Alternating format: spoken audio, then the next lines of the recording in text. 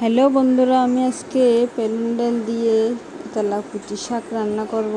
ডালগুলো আমি ভেঙে রাখছি, এখন এগুলো ফুটাতে দিচ্ছি চুলার মধ্যে। ফুটানো হয়ে যাচ্ছে। কালারগুলো কালো হলে কী হবে, এখন খুব সুন্দর হয়ে যাবে। আমি এখন লবণ দিয়ে দিছি, লবণ দেওয়া হয়ে গেছে। আমি এখন হলুদের গুঁড়া দিয়ে দেব। হলুদের গুঁড়ো দিলে কালার চলে আসবে। এখন হলুদের গুঁড়া দিয়েছি, মশলা গুঁড়ো দিয়ে দিলাম 1 চামচ, 1 চামচ মরিচের গুঁড়া দিয়ে দিছি। দিয়ে দেখেন কালারটা অন্য কালার হয়ে গেছে।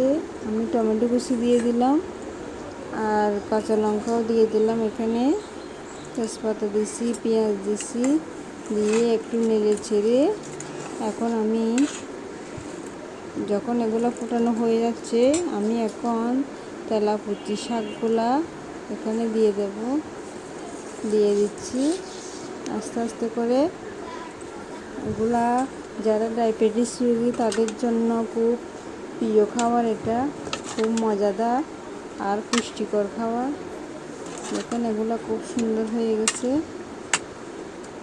এখন আমি এগুলো একটু ঢাকনা দিয়ে রাখবো শাকগুলো সিদ্ধ হওয়ার জন্য। শাকগুলো এখন সিদ্ধ হয়ে গেছে। আমি এগুলো এখন তেল দাগ করব। কড়াইয়ের মধ্যে তেল দিয়ে রসুন দিয়ে দিচ্ছি। রসুনগুলো কালার হচ্ছে, আমি 5 ফোড়ন দিয়ে দিচ্ছি।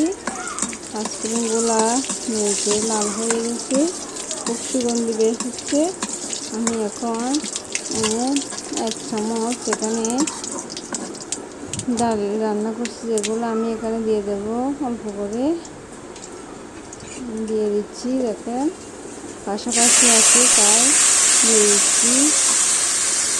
দিয়ে দেওয়া হয়ে গেল।